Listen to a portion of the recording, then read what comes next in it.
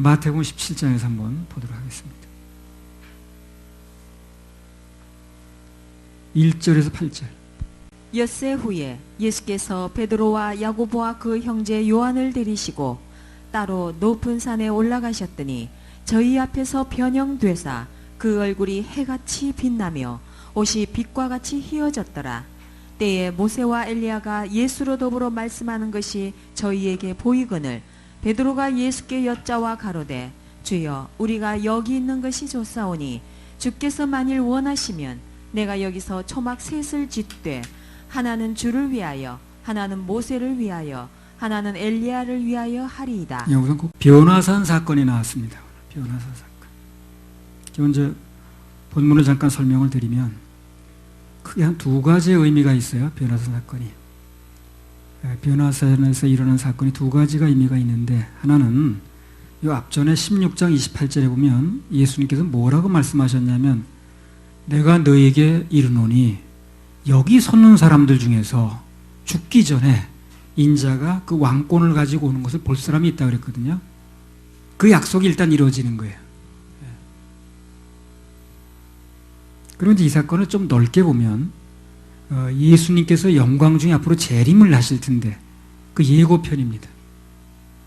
영광 중에 재림하시는 예고편이에요. 장차 이런 영광스러운 모습으로, 정말 빛나는 모습으로, 감히 얼굴을 똑바로 보지도 못할 정도로 그런 모습으로 이 땅에 다시 오십니다. 아까 말씀드렸죠. 아주 임박했습니다. 다시 오십니다. 다시 오시는 것은 그분이 정해내신 것이고 그분의 계획대로 하시는 거예요. 우리가 늦게 오랜다고 늦게 오는 것도 아니고 오지 말랜다고 안 오는 것도 아니고 빨리 오랜다고 오는 것도 아니에요. 그것은 그분이 알아서 하시는 겁니다. 우린 뭐가 중요하냐? 그분이 언제 오시든 준비가 돼 있어야 돼요.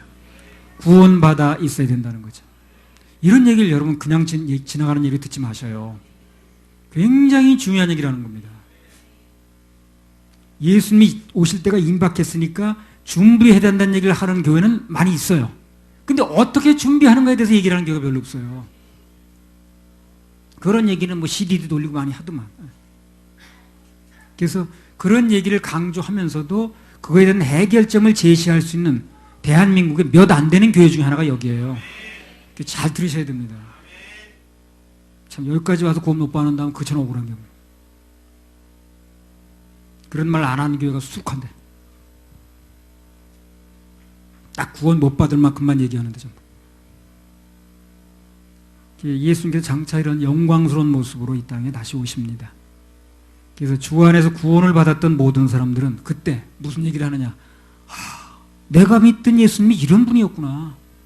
내가 믿던 예수님이 이런 신비하고 이렇게 위대하고 전 세계적으로 이렇게 추앙받는 이런 분이었구나. 공중에서 재림하는 분이었구나. 묻어서 죽어서 땅속에서 뭐 묻힌 그런 분이 아니고 하는 것을 이제 실감하게 되는 거기 때문에 아마 근데 소리도 지를 거고요, 환성도 지를 거고요, 강탄성 막 지를 겁니다. 아무리 점잖던 사람도요 막 소리 지를 거예요. 그때 야, 우리가 믿던 주님이 이런 분이었구나 막 그런 소리 지르고 막 그러고. 뭐 우리 채린이가 그냥 뭐 불꽃 노래하니까 엄마 여기 와봐 저거 봐 막 그러던데 이제 우리가 앞으로 그럴 거예요. 주님 저기 오신다고 말이에요.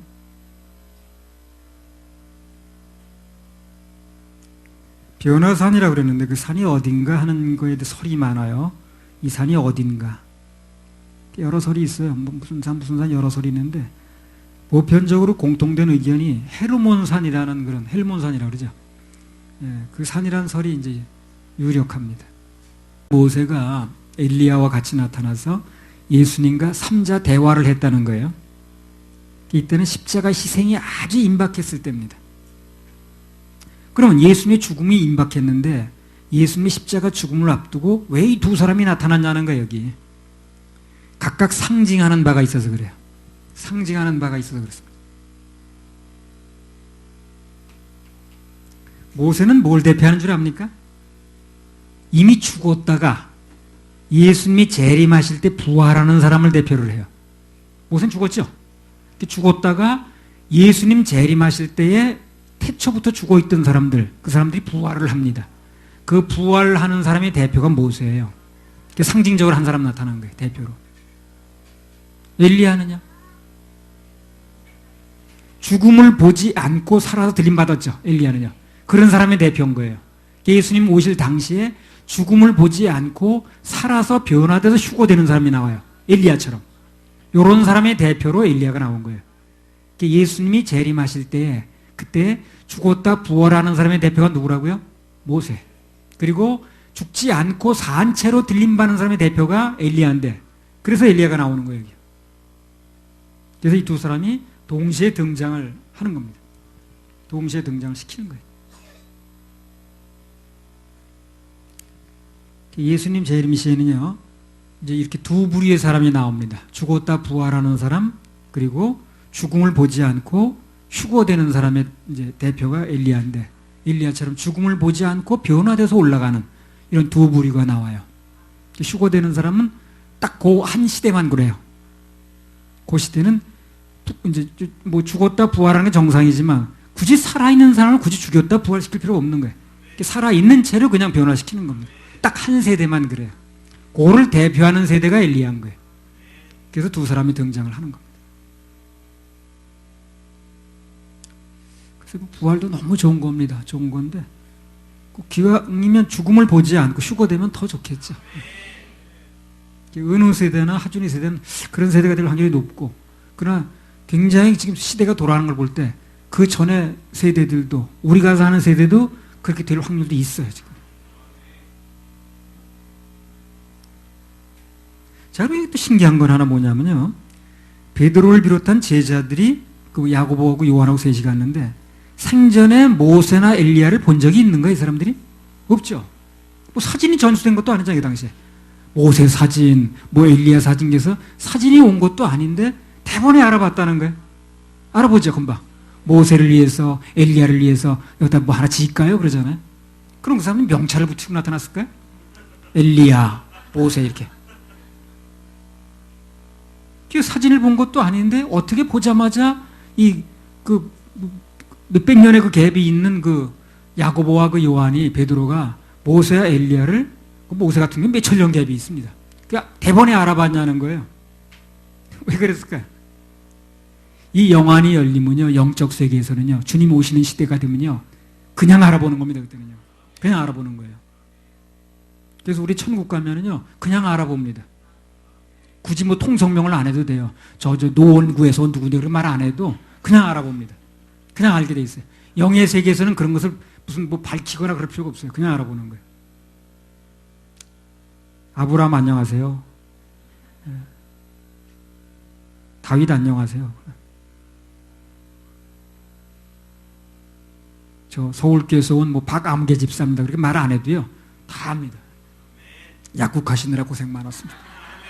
여기선 그런 수고 안 해도 됩니다. 다 알아요. 저 이암계 형제인데요, CCTV 하느라 고생 많았어요. 일해놓고 돈도 못 받고. 나 오암계 장로입니다. 주차비 안 내라고 그래서 고생 많았죠. 천국에 가면 다 알아요, 다 알아요. 사실 우리가 거기 가서 그런 말보다도 복음 전하느라고 수고 많았습니다. 주님 일 하느라 고생 많았습니다. 이런 말 들으면 더 좋겠죠. 그런 인사 들으면. 우리 그런 인사 다 들으십시다. 받아들이지도 않고 이상하다고 취급받아가면서 복음 전하느라고 했었다고. 그런 인사 받으면 좋겠죠. 자, 뭐 이 정도 말씀을 드리고 오늘 메시지를 한번 보도록 하십시다. 이 세상을 사는 사람이라면 누구나 그렇습니다. 다 멋진 인생을 살길 바라요.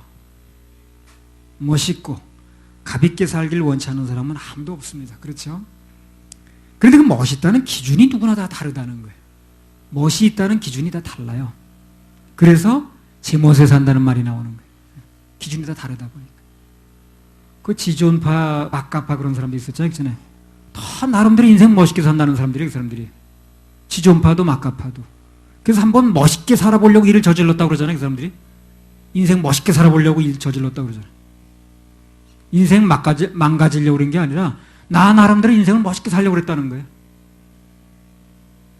그래서 그런 일을 저질렀다고 우리 얘기를 하더라고. 아주 눈 하나 깜짝 안 하고.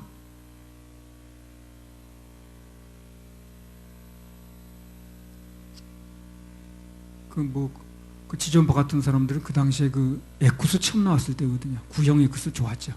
그 에쿠스 탄 사람만 죽이는 거예요, 이제. 그거 죽이는 게 자기네 멋있는 인생이래 또. 하나님의 자녀들에게 있어서 멋있는 인생은 무엇인가? 주님 보실 때는 누가 멋있는 인생인가? 단 한 번밖에 없는 인생을 값지게 멋있게 살기는 해야 되겠는데 그러면 어떻게 해야 되는가? 오늘 그런 주제를 가지고요. 멋있는 인생, 그런 제목으로 말씀을 보도록 하겠습니다. 제목이 뭐라고요? 멋있는 인생. 멋있는 인생 첫 번째는요, 예수님의 영광을 보는 인생입니다. 그런 인생이 멋있는 인생이야. 예수님의 영광을 보는 인생. 그러니까 그 사람이 얼마나 생활을 잘하고 있든 많은 걸 가지고 있든 예수님의 영광을 보지 못한 멋 없는 인생이야, 그 사람은요. 마태복음 17장 1절 2절.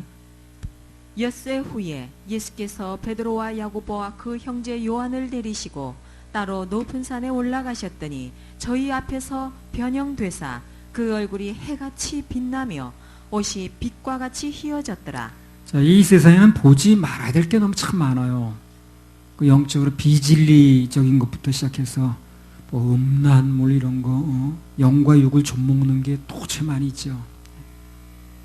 사단이 하나님의 자녀들을 유혹하는데 제일 많이 써먹는 게 뭐냐면 눈으로 보지 못할 걸 보게 만들어.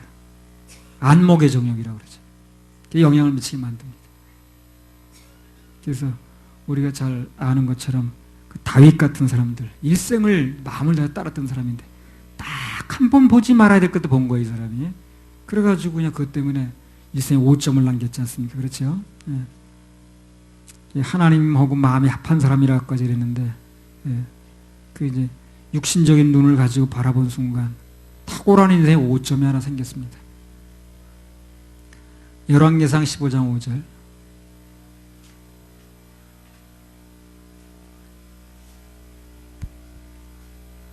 이는 다윗이 햇사람 우리아의 일 외에는 평생에 여호와 보시기에 정직히 행하고 자기에게 명하신 모든 일을 어기지 아니하였습니다. 그리고 밧세바 사건만 빼고 정직했다는 거죠. 꼭 따라붙는 거예요, 이게. 온전하게 살았는데 그러나 밧세바 사건만 빼고 이렇게. 인생 이력이 항상 게 붙는 거예요. 한 번 잘못 본 게 그렇게 인생의 이력을 망치는 거예요, 이게.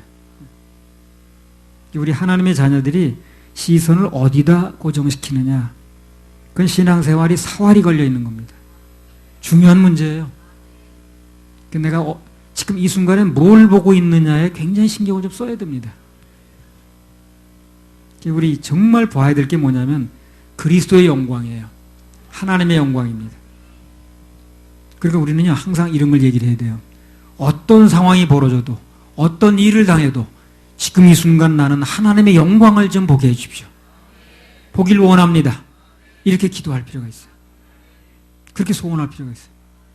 이 상황이 지금 이런 상황인데 이러한 지경에서 내가 무엇보다도 하나님의 영광을 보기 원합니다. 이렇게 소원할 필요가 있다니까요. 매 순간. 인생에 어려움이 있을 때마다 그렇게 소원하세요. 하나님의 영광을 보기 원합니다. 인간이 변화되는 가장 빠르고 가장 확실한 길은 하나님의 영광을 보는 거예요. 하나님의 영광을 본 사람은 달라져요, 그때부터. 근데 그거를 보지 못한 사람은 맨날 그 나물에 그 밥이고. 성경에 나오는 수많은 사람들이 어떻습니까? 전부 결정적인 순간에 하나님의 영광을 한번 봤어요. 야곱도 베델에서 하나님의 영광을 보면서 변화됐고요. 모세는 불타는 떨기나무 가운데서 하나님의 영광을 봤습니다. 이사야는 어디서? 성전에서. 그 성전 옷자락을 통해서. 하나님의 옷자락을 통해서 하나님의 영광을 봤잖아요. 사도 바울은 어디서 봤습니까? 다메섹 노상에서. 그 예수님의 영광을 본 거예요. 그래서 우리 그리스도인들은, 하나님의 자녀들은 늘 목마른 사슴이 시냇물 찾듯이 그 하나님의 영광을 보는데 목말라야 돼요. 하나님의 영광을 보게 해주십시오. 그 사막에서 사슴이 물을 찬다는 건요, 목숨을 거는 겁니다. 그 물 있는데 악어도 와 있고요, 뭐 포수도 와 있고요. 아주 거기 그냥 아주 노리는 자들이 한둘이 아니야. 그래도 목마르니까 가는 거예요, 거기요. 여기 예수님께서 세 제자만 따로 데리고 가셨잖아요. 그 변화산의 영광을 보여주셨는데 그 누구보다도 그 세 제자가 하나님의 영광을 보기를 원했다고 봐야죠. 수많은 사람이 따라다녔지만 그 세 사람 보는 거거든. 가룟 유다 같은 사람은요, 그 관심 없더라고. 주님의 영광을 보기 원합니다. 전혀 관심이 없어, 그 사람은. 돈이나 몇 푼 더 챙기려고 그러지. 그리고 그런 걸 본 적도 없는 거예요. 따로 데려갔다고 그랬는데 한마디로 말하면 따로 받는 은혜가 온 거예요. 따로 받는 은혜가 좀 있어야 되더라고. 다 보편적으로 받는 은혜도 받아야 되지만 그러나 정말 뭐가 되려면 나만이 따로 받는 은혜가 있어야 돼. 그게 참 중요해. 그 옛날에 그 손자들이 많아도요, 그 예쁜 손자는요 따로 받는 은혜가 있어. 그래서 학교 갔다 오면은 야 일로 돈만 주는 거야. 그래가지고 그 다락에서 깊이 따로 감췄던 거 곶감 이런 거 주고 그랬잖아요. 따로 받는 은혜가 있어요. 그게 참 맛이 좋아. 그 예수님께 은혜를 따로 받는 인생 얼마나 멋있습니까? 난 그런 사람이 부럽더라고. 은혜를 따로 받는 사람이 있어. 아주 그냥 정말 그 고맛에 사는 사람이 있어. 나도 지난번 병원에 입원해가지고 아주 고통 중에 있을 때 그분이 친히 병실까지 찾아오셨잖아요. 잠시나마 따로 받는 은혜를 누렸습니다. 그 시간에 모든 사람이 다 누린 게 아니라고. 그 전에 내가 정말 간절히 참는 마음이 있었어요. 이제 너무 고통스러운데 여기서 내 하나님의 영광을 좀 보기 원합니다. 그래서 주님께서 그냥 짧은 시간에 찾아오셔서 그냥 하나님의 영광을 체험했잖아요. 전에도 그런 일이 몇 번 있었고요. 오늘 많은 사람들 중에 오직 3명만 예수님의 영광을 받듯이 오늘도 마찬가지입니다. 하나님의 영광을 정말 사모하는 사람, 그런 사람이 그분의 영광을 볼 수가 있어요. 거듭나지 못한 자 영광을 볼 수 없죠. 죄악 가운데 있으니까. 하나님 일에 관심이 없는 사람 그분의 영광을 보지 못합니다. 공중에 전파가 있어도요 채널이 맞아야 보는 거거든, 그죠? 특별한 수신 장치가 필요하듯이 주님과 채널이 맞아야 돼요. 근데 그 채널을 맞추는 방법 중에 가장 유력한 방법이 사모하는 거예요. 늘 사모해야 됩니다. 말씀 들을 때도요 그냥 오늘 왔으니까 또 한마디 듣고 가는 거지 그렇게 생각하지 마시고, 그럼 깊이 들리지가 않아요. 그 말씀이 깊이 들리지 않은 말씀은 날 변화시키지 않는 거예요. 사모하는 마음으로 정말 무슨 말씀인데 오늘 한 말씀만 들리면 내게 그 말씀이 나를 변화시키겠습니다. 내 답답한 마음이 풀리겠습니다. 내 어려운 형편이 뚫리겠습니다 하는 마음으로 들으셔야 돼요, 말씀을. 그럼 그 사람에겐 들리는 거예요. 그 사람에게는. 다른 사람은 다 아니래도 사모하는 마음에 하나님은 사모하는 영혼이 만족하게 된다고 그랬잖아요. 정말 사모하고 그냥 급히 그렇게 매달리니까 주님은 그 소원을 외면치 않으시더라고요. 하나님의 영광을 보시는 여러분 되시기 바랍니다. 정말로 멋있는 인생은 하나님의 영광을 보면서 사는 인생이에요. 그러려면 늘 사모하는 마음이 필요하다는 거예요. 할렐루야. 우리 하나님 박수 올려드려요. 249장 찬양 하나 올립시다. 나는 순례자. 나는 순례자. 나는 순례자. 낯선 나라에 낯선 나라 언젠가 집에 언젠가 돌아가니 어두운 세상 어두운 방황치 않고 방황치 예수와 함께 예수와 돌아가리. 나는 순례자 나는 돌아가리. 날 기다리는 밝은 곳에 돌아가리. 기쁨의 나라 기쁨의 예수와 함께 예수와 길이 살리. 나는 순례자 방황하지만 방황하지 예수 내 구주 예수 내 이끄시네. 영광의 나팔 영광의 소리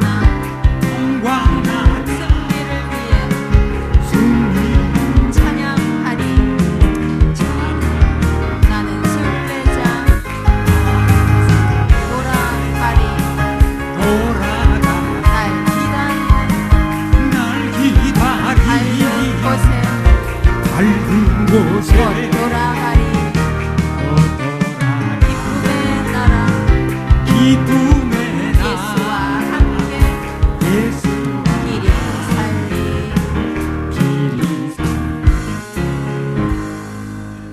사모해야 됩니다. 사모하는 영혼은 만족해 주신다고 약속하셨어요.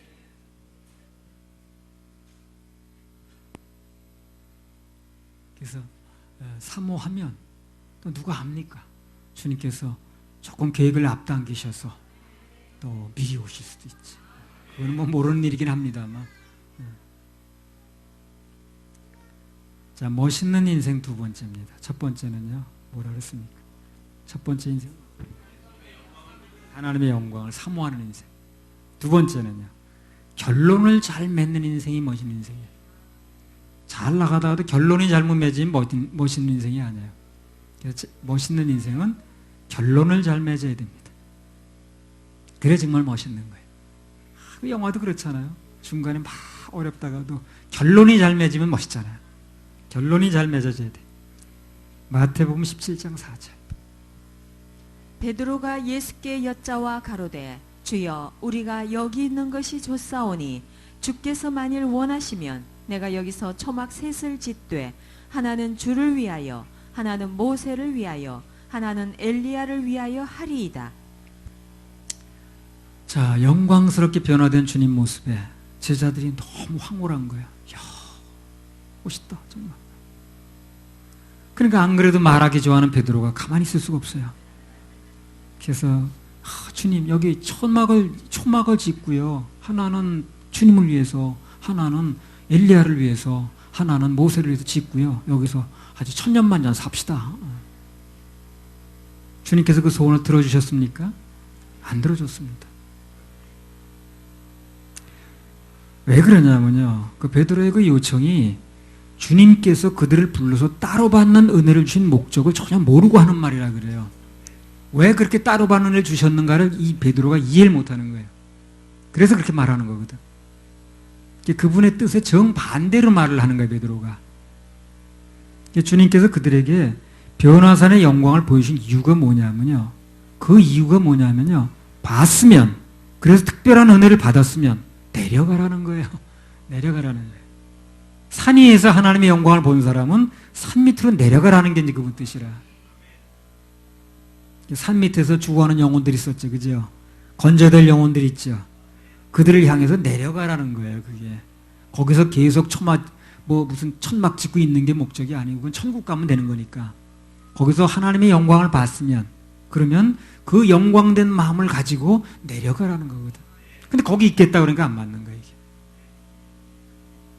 산 위에서 무술 다 배웠으면 하산해야지. 그 산에 계속 있어야 될 일이 아니죠. 그래서 예수님께서 베드로와 그 나머지 제자들에게 변화산의 영광을 보여주신 이유는 이제 그 영광을 보았으니까 거친 세상으로 용기 있게 나가라, 그런 뜻입니다. 오늘 교회 안에서 우리가 모여서 이제 가지고 즐거움을 누리고 기쁨을 누리고, 그 자체에 큰 의미가 있는 건 아니야, 이게요. 물론 회복이 또 돼야 되겠습니다만, 꼭 회복되면 몸을 가지고 쓸 때가 있어야 될 거 아니에요. 예배를 통해서 위로받고 회복이 됐으면 그 힘이 밖으로 나가야 된다는 거죠. 오늘 예배를 통해서 위로가 되고 또 도전을 받고 변화된 심령이 왔으면 나가서 삶 속에서 적용이 필요하다는 겁니다. 그래야 예배가 제대로 드려진 거예요. 군인들 가끔 가다 보면 그 야전 무대라고 그래가지고 위문 공연이 와요. 옛날에 그 군대 있을 때 여러분 모릅니까? 위문 공연 오잖아요. 그 시대에 이제 제일 그 유행되는 가수들이 이제 와서 그 공연들을 하고 그럽니다. 근데 그것도 저 예하 부대에는 또 사단 그런 데서 오지, 또 인기 가수는 잘 오지도 않더라고요. 그러면 군인들 위문 공연하면 그 공연 자체에 의미가 있습니까? 아닙니다. 그 공연을 보고 위로를 받았으면, 힘을 얻었으면, 격려를 받았으면 이제 싸움터로 나가라는 거죠. 군인들의 임무를 수행하러, 본래. 그게 위문의 본 목적입니다. 그렇죠? 네. 우리 교회 같은 경우를 이렇게 보게 되면 1년 내내 거의 예배 때마다 축제지 뭐 우리 예배는. 노래가 있고 춤이 있고 음악만 나오면 저절로 나오는 전송무용단이 있고 저절로 나오란 말 안 해도. 그리고 뭐 나눔도 있고 또 위로도 있고 기쁨도 있고 초대교회 모습 그대로입니다 우리는.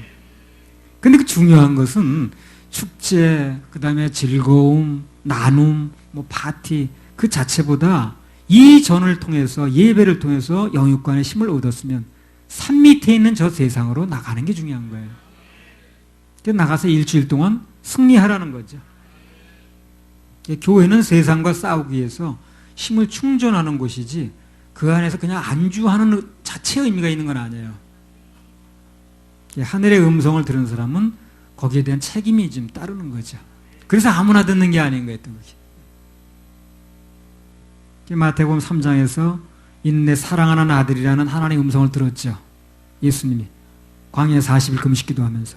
그리고 공생애가 시작되잖아요. 그렇잖아요. 그 말씀을 듣고 나서 공생이 시작되잖아요. 전쟁이 시작되잖아요. 오늘도 마찬가지로 하늘의 음성을 듣자마자 그분은 십자가 지러 내려가셨습니다.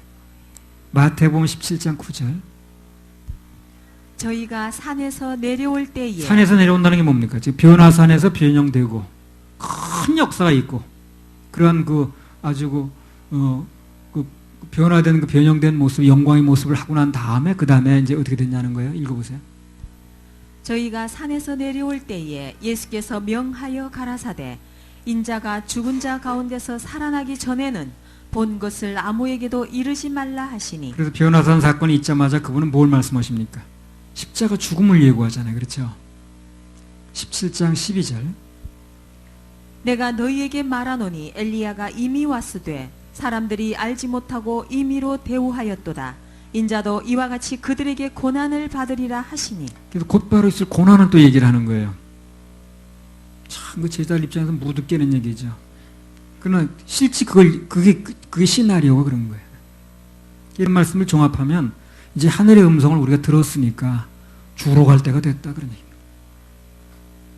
그래서 오늘 예수님과 함께 그 하늘의 음성을 들었던 베드로, 요한, 또 야고보 전부 순교자의 길을 걸었어요. 그들이. 우리도 예배를 통해서 하나님의 음성을 들었으면 산 밑으로 내려가서 복음을 증거하고 삶 속에서 예수님의 영광을 드러내는 게 중요합니다. 그게 변화사 사건의 진정한 의미가 그거예요. 교회는 힘을 얻으면 반드시 삶 속에서 그게 나타나야 돼요. 그래 복음이 확산됩니다. 지금 우리가 이렇게 예배 드리고 참 위로받고 격려받고 진리 말씀을 듣는 이 순간에도 산 밑에 있는 사람들이 많이 있거든. 그걸 우리 이제 염두에 둬야 되는 거예요. 눈을 들어 하늘 보라. 어지러운 세상 중에 곳곳마다 상한 양의 탄식 소리 들려온다. 빛을 잃은 많은 사람 길을 잃고 헤매며 탕자처럼 기진하니 믿는 자여 우리죠. 어이할고 이 탄식이 이제 필요한 거지. 산 위에서의 영광은 산 밑에서 나가서 생활과 아주 관계가 많습니다. 그래서 교회 안에서 얻어진 즐거움은 세상에서 그 삶과 연결될 때 그때 이제 의미가 있는 거죠. 그래서 우리는 위로받고 먹고 마시고 웃고 즐기고 박수치다가 그냥 헤어지는 게 중요한 게 아니고 이 교회에서 일어나는 모든 것은 세상에 나가서 우리 생활과 관계가 있다는 겁니다. 그래서 여기 제자들이 본 찬란한 영광은 그것을 보고 안주해서 거기에 천막지고 살라는 얘기가 아니었다는 거예요. 그건 서론에 불과했습니다. 진짜 본론은 저 선 아래에 있는 거친 세상에서 나타나는 거. 그게 본론이 이제 시작이 되는 거죠. 결론은 뭡니까? 싸워서 이기는 겁니다. 그것이 결론이에요. 그래서 우리가 듣는 이 설교도요, 다 서론이에요. 함께 간단히 말하면. 이 설교의 본론은 어디서 나옵니까? 세상에서 실제로 직면하는 일들이 본론이 되는 거예요. 아, 오늘 그 말씀을 들었는데 삶 속에 오니까 이런 일이 벌어졌네. 그리고 삶 속에서 그 말씀을 어떻게 적용하느냐가 본론인 거예요. 여기 듣는 게 본론이 다 끝나는 게 아니고 여기서는 서론을 듣는 거예요. 그래서 그 말씀 들은 것이 삶 속에 적용이 될 때 그때 이제 본론이 되는 거예요. 그게.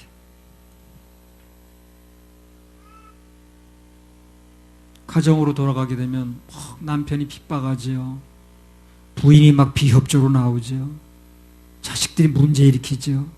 속 썩는 게 있을 수 있는 거예요. 거기서 이제 본론이 나오는 거예요. 거기서. 산 밑엔 그런 일이 있거든, 지금. 이 교회 안에서 다 그러면 문제가 뭐 있겠어요. 근데 산 밑으로 내려가면 그런 문제가 좀 많이 나오잖아요. 여전히 있잖아요, 그런 문제.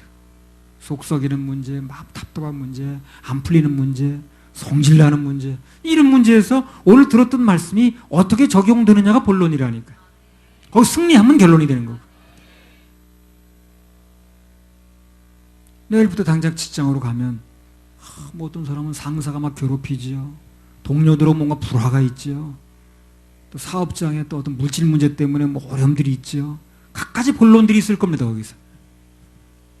그때 우리는 이 본론 속에서 어떻게 오늘 들었던 말씀, 이 소망의 말씀들, 주님 다시 재림하신다는 이런 말씀들, 그런 것이 내가 힘이 돼가지고 어떻게 하면 그것을 승리할 수 있느냐, 적용할 수 있느냐. 그게 오늘 들었던 말씀의 본론이 나오는 거예요. 그분의 영광을 어떻게 드러낼 것인가. 그래서 오늘 이 설교의 결론이 여기서 나는 게 아니고요. 우리 삶 속에서 난다고 봐야죠. 그게 정확한 말입니다. 예수님 자신도 변화산에서 변형된 채로 내려온 게 아니에요. 그냥 계신 게 아니에요, 거기서. 그냥 계신 게 아니고 곧 산 밑으로 내려오셨습니다. 많은 고난을 받을 걸 알면서 내려오시는 거예요. 자기 십자가를 지시고 인류를 구원하시는 것으로 이제 결론을 맺으셨습니다. 우리 주 안에서 멋진 인생은 무슨 인생이냐? 하늘의 소리를 들을 때마다, 하늘의 음성을 들을 때마다 그 말씀을 근거로 해서 세상 환경이라는 본론 속에서 결론을 잘 이끌어내야 되는 거예요. 그게 정말로 멋진 인생입니다. 멋있게 신앙생활하는 사람 보면 들었던 말씀을 삶 속에서 잘 나타내. 승리의 간증을 가지고 돌아와.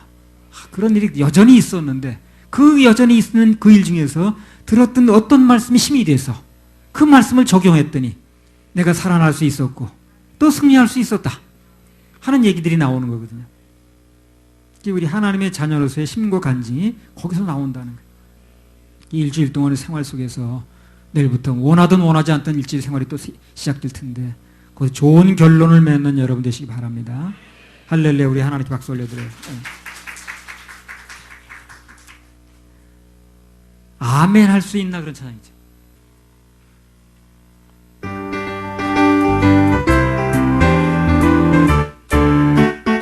주님 나를 부르시네. 주님 나를 부르시네. 아멘 할 수 있네. 아멘 할 수 있네. 주님 인도하는 대로 주님 인도하는 순종할 수 있네. 나는 비록 부족하지만 성령님이 함께하시니 성령님이 함께하시니 두려울 것 하나도 없네. 두려울 것 하나도 없네. 승리뿐이라네. 승리뿐이라네. 주여 나를 보내소서. 주여 나를 보내소서. 준비됐나이다. 준비됐나이다. 주님 인도하는 대로 주님 인도하는 뛰어가렵니다. 나는 비록 연약하지만 성령님이 함께하시니 성령님이 함께하시니 두려울 것 하나도 없네. 두려울 것 하나도 없네. 찬송 부르겠네.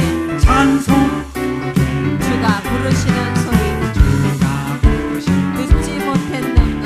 듣지 못한 이른 양을 찾으라는 이른 양을 찾으라. 간절한 그 말씀. 간절한 그 우린 비록 부족하지만 성령님이 함께하시니 사명 감당할 수 있다네.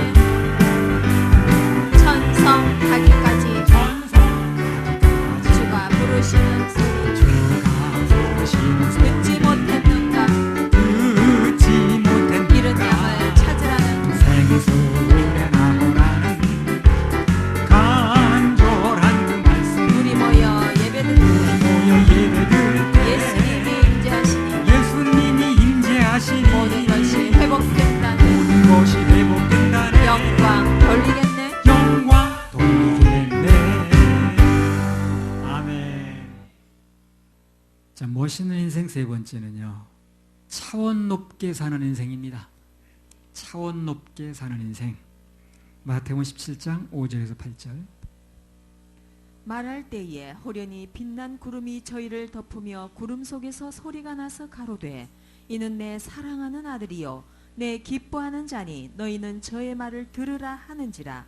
제자들이 듣고 엎드려 심히 두려워하니 예수께서 나와 저희에게 손을 대시며 가라사대 일어나라 두려워 말라 하신대 제자들이 눈을 들고 보매 오직 예수 외에는 아무도 보이지 아니하더라. 자, 따라합시다. 차원 높게 사십시다. 차원 높게 살아야 됩니다. 자기 베드로가 초막셋을 짓고 예수님과 모세 그리고 엘리야를 동시에 살게 하겠다 이렇게 얘기를 하거든요. 그거 아주 잘못된 생각입니다. 왜 그러냐면 그거는 주님을 모세와 엘리야와 같은 정도로 취급을 하는 거예요. 그런 분이 아니야 예수님은요. 그 뭐 엘리야하고 모세하고 그냥 무슨 초막이나 같이 세워놓고 합숙하는 그런 분이 아니라니까요. 지금 뭐 잘못 얘기를 하는 거예요. 이제 뭐 베드로가 헷가닥해가지고 그렇게 제안을 하니까 하늘에서 음성이 들려오잖아요. 5절 한번 읽어보세요. 말할 때에 뭐예요? 베드로한테 말할 때. 말할 때에 호련히 빛난 구름이 저희를 덮으며 구름 속에서 소리가 나서 가로되 이는 내 사랑하는 아들이요 내 기뻐하는 자니 너희는 저의 말을 들으라 하는지라. 또 8절 읽어보세요. 제자들이 눈을 들고 보매 오직 예수 외에는 아무도 보이지 아니하더라. 그러니까 이 말씀을 종합하면 그렇습니다. 예수님은 상징적인 표시를 위해서 죽었다 부활하는 사람의 대표로 모세, 예수님 재림하실 때, 그리고 살아서 죽음을 보지 않고 올라가는 대표로 엘리야를 보여주신 뿐이지 이 레벨로 같이 노는 분이 아니라는 거예요. 같이 천막 치고 있을 분이 아니라는 거예요. 그래서 오직 예수님 말씀만 들어라. 그리고 예수 외에는 아무것도 안 보이죠. 그들은 이제 임무 끝났으니까 가면 되는 거예요. 그래서 하늘에서 음성이 들리고 정신 차려보니까 예수 외에는 아무것도 안 보였다는 거거든. 그 말이 그 말이에요. 그게 아니라는 거예요. 예수님은 모세나 엘리야, 뭐 석가, 공자, 맹자가 말할 것도 없고 그런 사람류들과 동등하게 비교할 대상이 아니라는 거예요. 한마디로 그걸 얘기를 하는 겁니다. 그래서 하늘의 음성은 한마디로 뭡니까? 오직 예수를 얘기하는 거예요. 오직 예수, 오직 예수. 오직 예수만 얘기를 해야 되는데 무슨 뭘 그렇게 예수님 훌륭한 분인데 뭐 어쩌고 해가면서 아이고 참 속아서 사는 사람 보면 어리석어. 정말 말도 안 되는 걸 믿고 우리 인생 보는 거 보면 그 길거리에서는 한복이 갖고 와요.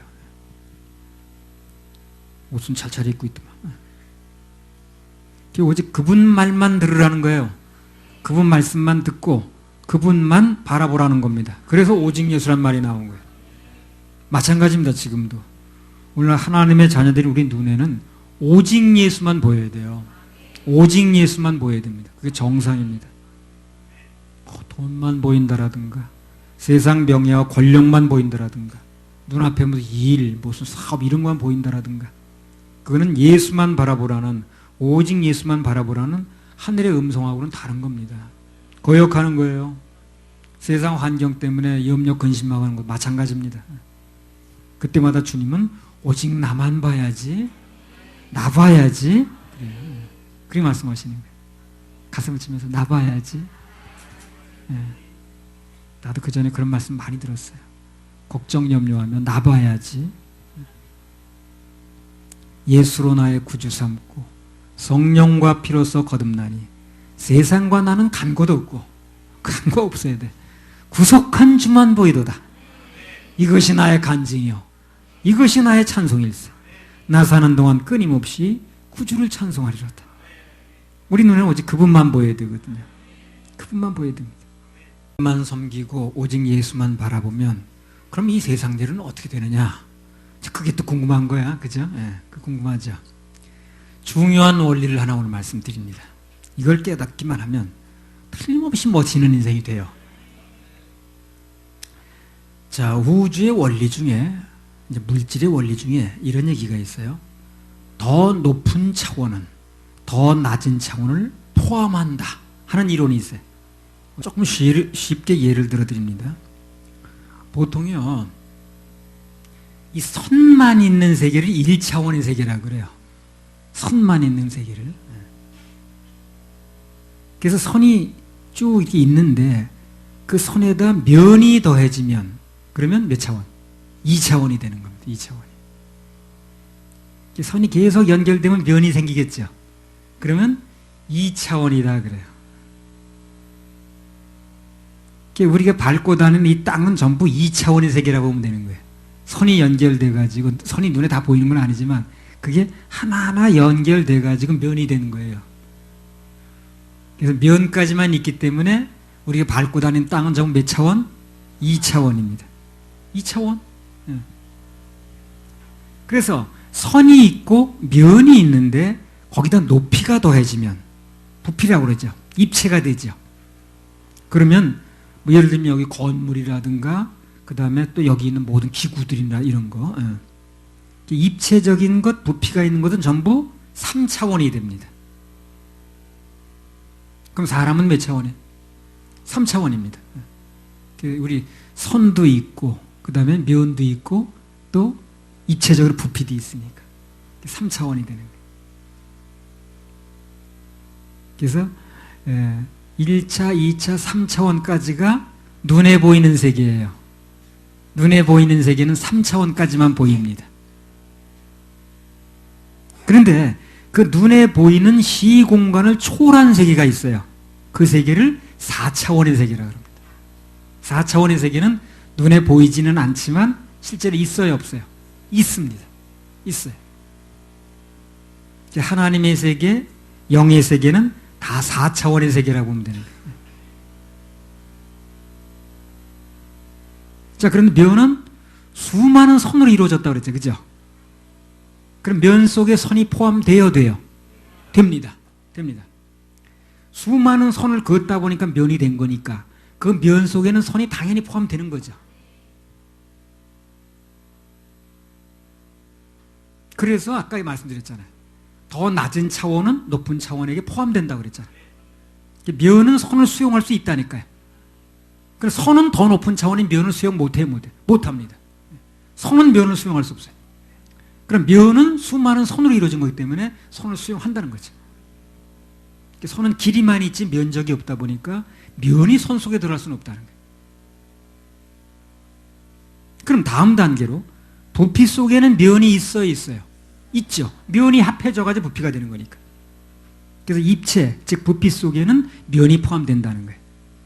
그럼 면 자체는 2차원이기 때문에 3차원의 입체를 수용할 수가 없어요.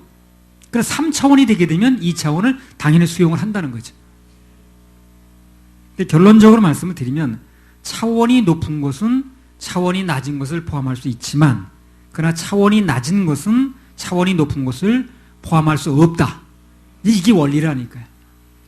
모든 물질의 원리가 그래요. 예외가 없습니다. 쉽게 말하면 그런 얘기예요. 쉽게 말하면 작은 그릇이 큰 그릇에 들어갈 수는 있어도 큰 그릇이 작은 그릇에 들어갈 수는 없다는 얘기를 하는 거예요. 그런 얘기입니다. 쉽게 말하면. 작은 그릇은 큰 그릇에 들어갈 수 있죠.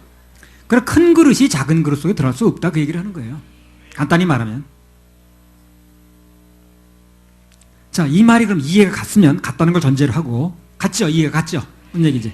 자, 이해가 갔으면, 그럼 왜 우리가 주님만을 섬기고 바라보면 되는가 하는 답이 나오는 거예요, 여기서요. 이 얘기 속에 답이 나오는 거예요. 차원 얘기를 하고 있는 거죠, 지금. 차원 높은 인생을 살자고 그랬잖아요. 그 차원이 어느 게 높은 것만 알게 되면, 그럼 문제는 해결되는 거예요. 그걸 얘기를 하려고 지금 얘기를 하는 거예요. 어떤 것이 더 높은 차원인가 이것만 알게 되면, 그 나머지 차원은 다 해결이 된다는 얘기를 하는 거예요. 다 포함되는 거니까. 그 얘기를 하려고 그런다니까. 가장 높은 차원에 계신 분이 하나님이시죠. 그분만을 섬기고 그분만을 우리가 알고 이해하고 믿게 되면 그 가장 높은 차원인 영의 일을 이제 생각하게 되면 그보다 낮은 차원인 무슨 눈에 보이는 건 면이든지 부피든지 이런 것들은 다 자연적으로 채워진다는 겁니다. 채워진다는 거예요. 다 포함되니까. 그래서 그러한 원리를 한마디로 나타내는 구절이 어떤 겁니까? 바로 그게 마태복음 6장 33절이에요. 그게 차원 얘기를 한 건 아니지만 그게 다 포함된 겁니다. 그러므로 너희는 먼저 그의 나라와 그 일을 구하라. 4차원을 구하라는 거죠. 그러면 그 이 모든 것, 3차원 이하는 다 포함된다는 얘기죠. 다 더해준다는 얘기죠. 그게 그 얘기예요. 그 얘기를 하는 겁니다. 너희는 먼저 높은 차원인 하늘나라와 그분의 의를 구하라. 그러면 그보다 훨씬 낮은 차원인 이 세상 것은 전부 보너스로 주어진다. 그 얘기를 하는 거예요. 그러니까 우리가 주님을 섬기고 있는 한, 가장 높은 분을 만나고 있는 한, 그분의 자녀가 된 이상 이 낮은 차원의 얘기는 걱정할 필요가 없다는 거예요. 없다는 거예요. 없다는 얘기를 하는 거예요.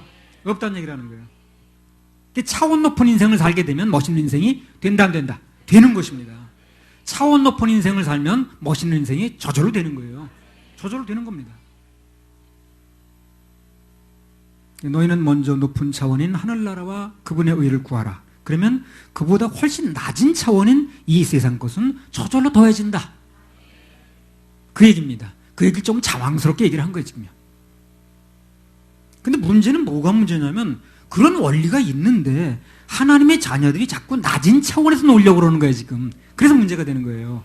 높은 차원을 추구하게 되면 그 낮은 차원은 자연히 포함되는 건데, 들어가는 건데. 근데 자꾸 낮은 차원에서 놀려고 그러니까 문제가 되더라는 거예요. 너나 할 것 없이 그게 문제라. 그래서 설교 시간을 통해서 얘기를 하는 거예요, 지금요. 차원 높은 얘기를 하는 것입니다.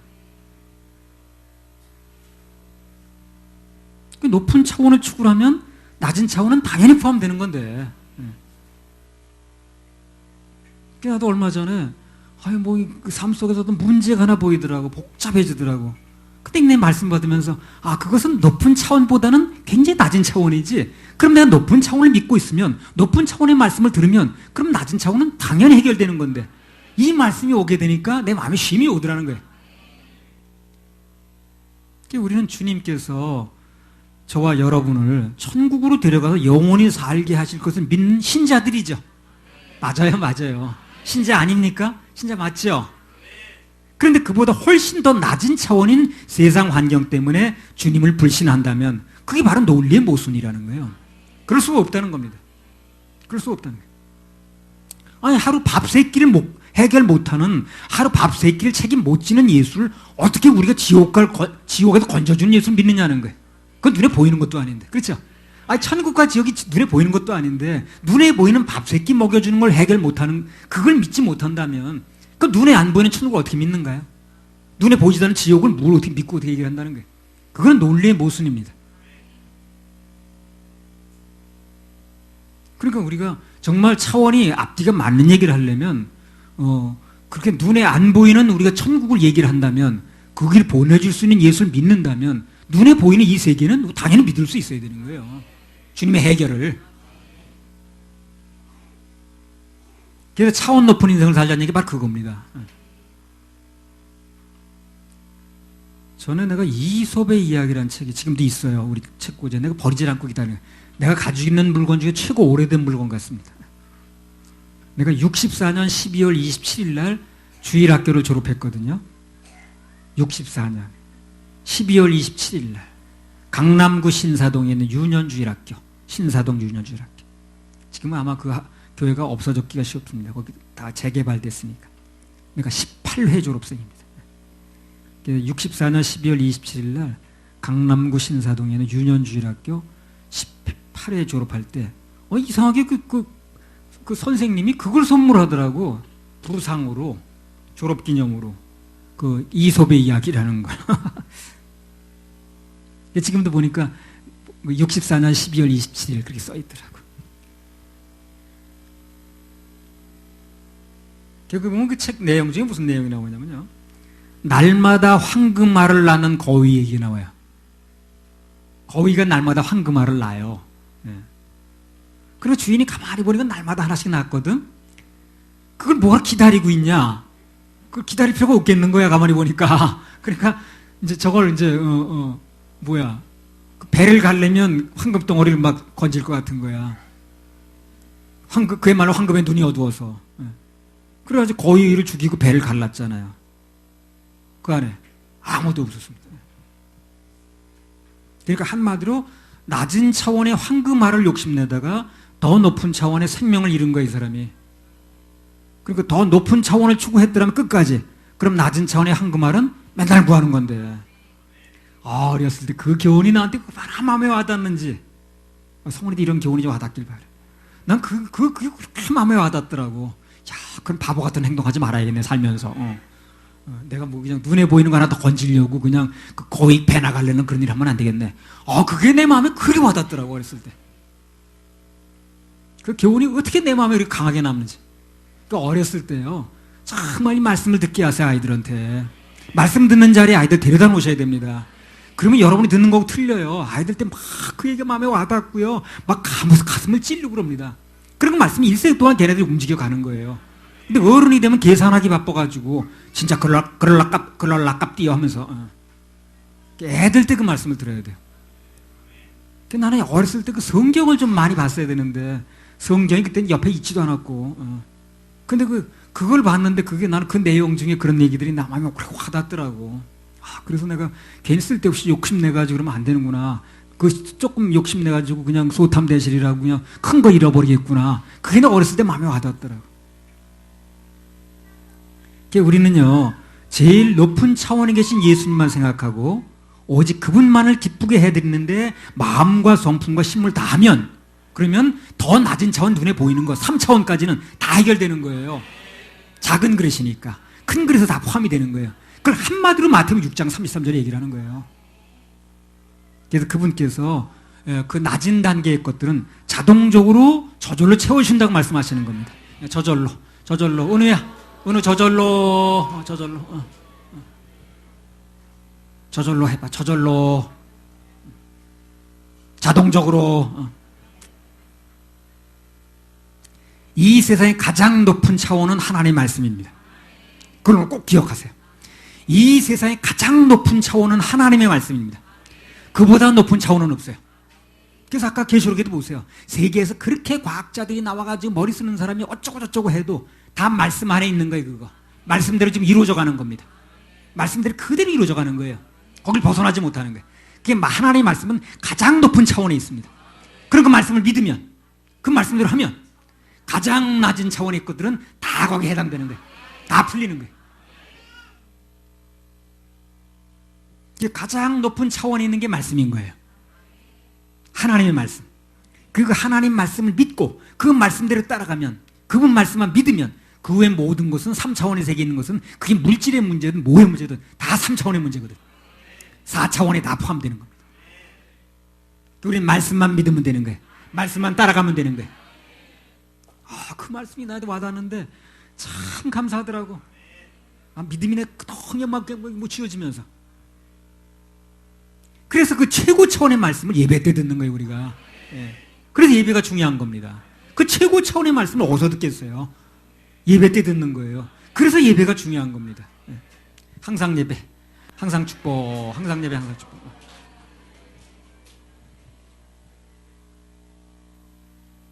빌립보서 4장 19절. 하나님이 그리스도 예수 안에서 영광 가운데 그 풍성한 대로 너희 모든 쓸 것을 채우시리라. 마찬가지입니다.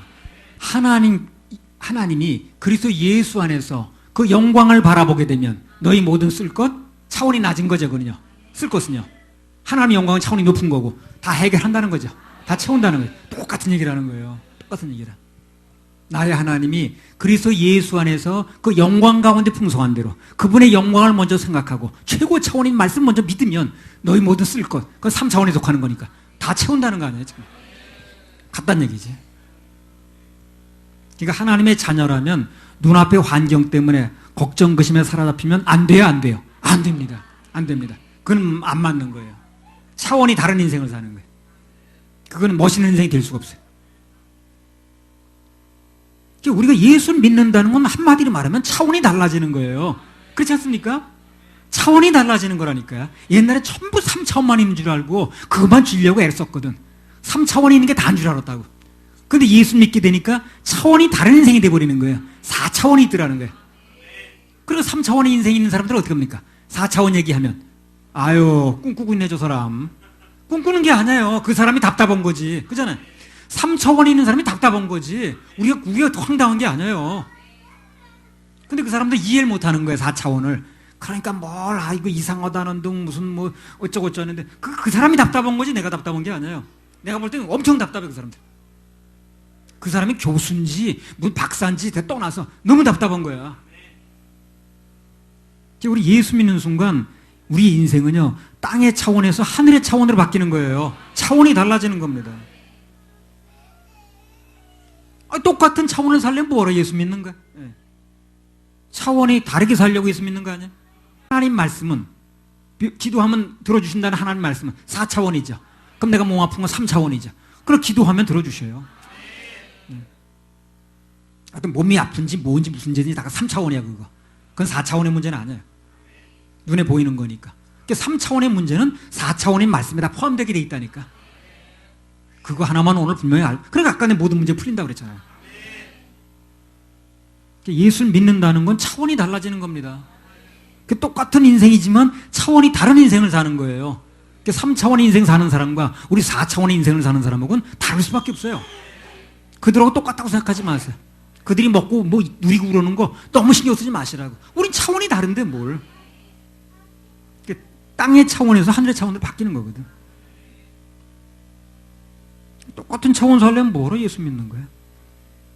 인간이 왜 자기 지혜를 가지고 성경을 받아들이기 어려운가? 이것도 우리가 알아야 돼요. 왜 그러냐면요, 성경은 낮은 차원부터 차례로 단계를 밟지 않아요. 그렇죠? 그럼 이해가 좋을 텐데 제일 높은 차원부터 바로 얘기를 해버리는 거예요. 그 낮은 차원에서 이해를 하려면 이해가 안 되는 거예요. 그래서 그게 믿음으로 받아들일 수밖에 없어요. 처음부터 낮은 차원에서 하나하나 올라가면 이해가 좋은데, 성경은 태초에 말씀이 계시니라, 태초에 천지를 창조하시니라, 말씀이 그대로 와버리는 거예요. 그리고 차원이 높은 것부터 얘기를 해버리는 거예요. 그리고 낮은 차원에 있는 사람은 믿음으로 받아들이지 않으면 이해가 안 되는 거예요, 이게. 그리고 자기가 차원이 너무 낮아서 안 믿어진다는 걸 생각 안 하고 사람들은, 아유, 그 황당한 얘기야. 황당한 게 아니라니까요. 자기가 차원이 낮은 거예요, 지금요. 가장 높은 차원의 얘기를 먼저 해버리는 거예요, 그냥. 단계별로 낮은 차원에서 올라가면 참 좋겠는데, 그렇게 할 필요가 없는 거예요, 하나님께서. 가장 높은 차원의 얘기를 바로 해버리는 거예요. 단도직입적으로.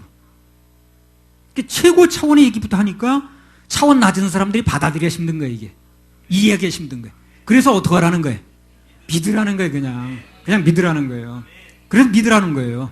근데 사람들은 어떻게 하는 거예요? 따져 앉아서. 선배인가 누구 만나니까 따지더라면 그렇게. 차원이 낮아서 그런 거예요, 그 사람이.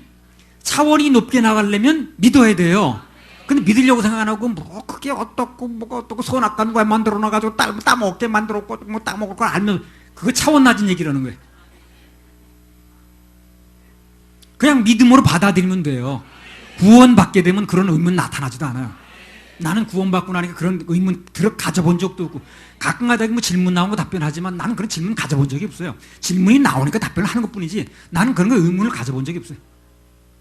구원받으니까 다 해결되더라고, 그냥. 차원이 높은 게 해결되는데 차원 낮은 게 무슨 의문 날 게 뭐 있나, 그거. 그거 세상에, 온 세상이 물에 잠겼다는데, 그거 누가 그걸 쟀어요, 그거? 15규빗이라고 그러던데, 그러면 그거, 온 세상이 물에 잠겼다는데, 그러면 문 열고 나와가지고, 방주에 나와가지고, 노아가 장대로 잰 거예요? 그런 의문을 가질 필요가 없는 거예요. 말씀이 그렇다고 최고 높은 차원을 받아들이니까, 그 나머지 누가 쟀는지 말았는지 하여튼 다 그냥 믿으면 되는 거예요, 그냥. 성령께서 뭐 성경 기록하면 되는 거지, 뭐. 꼭 그렇게 장대에 놓고 재봐야 되는 거예요, 그거. 나는 아무 의문도 안 돼, 그런 거. 그거 어떻게 닭도 있고 돼지도 있고 그런데 다 어떻게 첫 걸은지 어떻게 알았어요, 그거요? 뭐 돼지가 뭐 첫 번째 돼지 써붙이고 다녀요? 나는 의문을 가져본 적이 없어요, 그거요. 차원 높은 하나님이 아시면 되는 거지, 뭘 차원 낮은 내가 그걸 어떻게 알고 있어. 그러니까 그런 얘기를 나오면 그 사람은 차원이 낮으니까 그런 얘기를 하는 거예요. 그러니까 그게 그렇게 해서 해결될 얘기가 아니고, 그걸 무슨 다 의문을 해결해 될 얘기가 아니라 가장 차원 높은 말씀을 받아들이면 돼요. 뭘로? 믿음으로. 가장 차원 높은 예수를 받아들이면 돼요. 뭘로? 믿음으로. 그러면 차원 낮은 것은 그냥 해결되는 거예요. 그냥 믿어지는 거예요. 나는 가장 높은 걸 받아들이니까 그 나머지는 다 받아들이는. 그러니까 이스라엘 사람들이 노벨상을 잘 탄 이유가 바로 그거예요. 가장 어려서부터 높은 차원의 얘기를 듣다 보니까, 높은 차원이 뭡니까? 말씀을 듣다 보니까 가장 낮은 차원, 수학이 됐든 물리학이 됐든 다 3차원이거든, 그거. 그러니까 해결돼 버리는 거예요. 그래서 그 사람들이 노벨상이 많이 나오는 거예요. 이스라엘 사람들이 세계 총 노벨상의 3분의 1 그 사람 타잖아요, 유대인들이. 어려서부터 성경을 보는 거예요, 얘네들이. 그 부모들이 성경을 읽어주고 그거 스스로 읽을 때가 되면 갑오로 물려주고 그러는 거예요. 그러니까 하늘의 4차원을 알아버리는 거예요, 얘네들이. 그래서 3차원은 그냥 풀리는 거예요. 그 내가 난 뭐 공부를 되게 많이 한 사람도 아니고 뭐 그런 사람도 아닌데 이게 하늘의 께서 열리니까 세상에 일어난 일이 다 분별이 되더라고. 속을 일이 없더라고. 그게 어떤 일이 어떻게 돌아가든 다 분별이 되는 거야. 하늘의 것이 열리니까. 뭐 박사가 됐든 무슨 뭐가 됐든 간에 무슨 얘기를 하든 간에 난 다 알아듣겠더라고. 그리고 어디에 해당되는 얘기고 뭐에 저촉되는 얘기고 다 구별이 되더라고. 그건 다 차원이 낮은 얘기거든. 4차원 얘기는 아닌 거야. 말씀이 가장 최고 높은 차원인데 그건 낮은 차원의 얘기거든. 그건 모를 리가 없어요. 가장 높은 차원이 열렸는데. 그러니까 여기 어린 아이들, 학생들 가장 높은 차원의 얘기를 듣게 만들어주는 게 그 부모로서 최고 잘해주는 거예요. 그럼 그 아이들 이 다음에 세상에 어떤 학문을 내야든 무슨 얘기를 듣든 간에 다 그건 3차원의 얘기거든. 그게 4차원이 해결돼 버렸으니까 3차원 얘기는 그냥 해결되는 거예요. 그걸 아셔야 됩니다. 가장 큰 투자를 하는 거예요. 애들 여기다 데려다 놓는 게. 성경은 처음부터 높은 차원을 얘기를 해버려요. 말씀 차원, 4차원의 얘기를 해버리는 거예요. 그러니까 처음에는 믿음으로 받아들여야 돼. 일단 받아들이기만 하면 그나마니 그냥 풀리는 거예요. 신앙생활은 어차피 인간의 낮은 차원으로는 그 머리 가지고는 이해가 안 돼요. 그래서 믿음으로 받아들일 수밖에 없어요. 믿음에서 믿음에 이르게 하나니. 처음에는 믿음으로 들어올 수밖에 없어요. 하나님에 대한 이 지식은요, 믿음으로 들어올 수밖에 없다니까요. 차원이 높은 얘기니까. 우리 3차원까지 이해가 안 돼. 처음부터 너무 높은 차원을 얘기해버려요. 그러나 믿음으로 받아들이기만 하면 대번의 차원이 달라져 버려요. 달라지더라고, 차원이. 그래서 이 세상의 학식이 가장 높은 사람보다도 오히려 차원 높은 인생이 되는 겁니다. 여러분, 안 믿는 사람하고 대화를 한번 나눠보세요. 그야말로 차원이 틀리지. 그 사람들보다 여러분이 많이 배운 게 아니에요. 가방끈이 긴 게 아닙니다. 근데 얘기를 한번 나눠보시라니까. 차원이 틀리다는 거 알게 돼요. 아, 참 차원 답답하네. 차원이 낮네. 하는 그냥 느껴집니다. 애들한테 차원 높은 인생을 살게 하시겠어요? 아니면 차원 낮은 인생을 살게 하시겠어요? 답은 뻔하죠. 그러니까. 그래서 누구나 최고 높은 차원의 말씀을 믿음으로 받아들이기만 하면 그 사람은 고차원의 멋진 인생이 되는 겁니다. 그리고 인생의 최고의 결론을 가지고 사는 거예요. 이제 하늘의 것을 가진 사람이 뭐 땅의 것이 무슨 문제가 되겠습니까? 큰 그릇을 가진 사람이 그 작은 그릇을 뭐 집어넣는데 무슨 문제가 되겠어요? 작은 그릇에 큰 그릇을 넣는 게 문제지. 그래서 부인들이 남편보다 조금 약간 큰 그릇이 돼야 된다고 그랬죠. 그러면 남편이 어떻게 놀든 관계가 안 돼요. 다 받아들일 수 있으니까. 그 안에서 노는 거야, 그냥. 큰 그릇 안에서.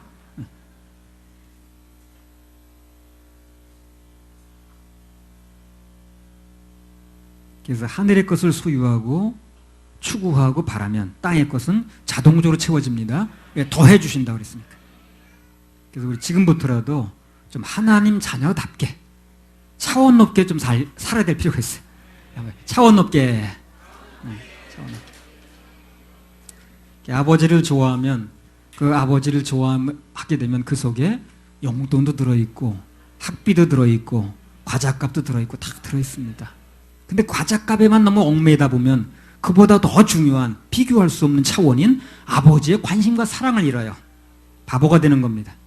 마태복음 17장 5절. 말할 때에 호련히 빛난 구름이 저희를 덮으며 구름 속에서 소리가 나서 가로되 이는 내 사랑하는 아들이요 내 기뻐하는 자니 너희는 저의 말을 들으라 하는지라. 그러니까 여기 이제 총각 처녀들도요 조금 차원 높은 사람을 만나요. 차원 높은 사람 만나는 게 뭡니까? 하나님의 자녀를 만나야지. 그 3차원 가지고 노는 사람 만나면 만 답답합니다. 말도 안 통하고 싸우다 세월 다 가요. 차원 안 맞는 사람은 어떻게 삽니까? 그렇죠? 차라리 혼자 살지언정 차원 안 맞는 사람은 어떻게 사냐니까. 차원이 맞아야 살지. 그러니까 아주 최악이 혼자 살들 한때라도 차원 맞는 사람하고 살아야 됩니다. 차원이 안 맞으면 어떻게 살아 답답하고. 맨날 얘기해봤자 차원이 안 맞는데. 말할 때 호련히 빛난 구름이 저희를 덮으며 구름 속에 소리가 나서 가로되 이는 내 사랑하는 아들이요 내 기뻐하는 자니 너희는 저의 말을 들으라 하는지라.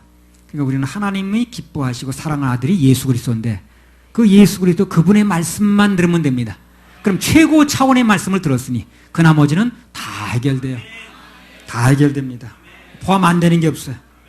예, 하나님 말씀 속에 들어가면 모든 게 다 해결됩니다. 그래서 하나님 말씀만 들으면 그 제자들이 변화산에서 보았던 아름답고 신기하고 황홀한 그 장면들이 우리 인생에도 다 그대로 펼쳐집니다. 할렐루야. 우리 하나님께 박수 올려드려요.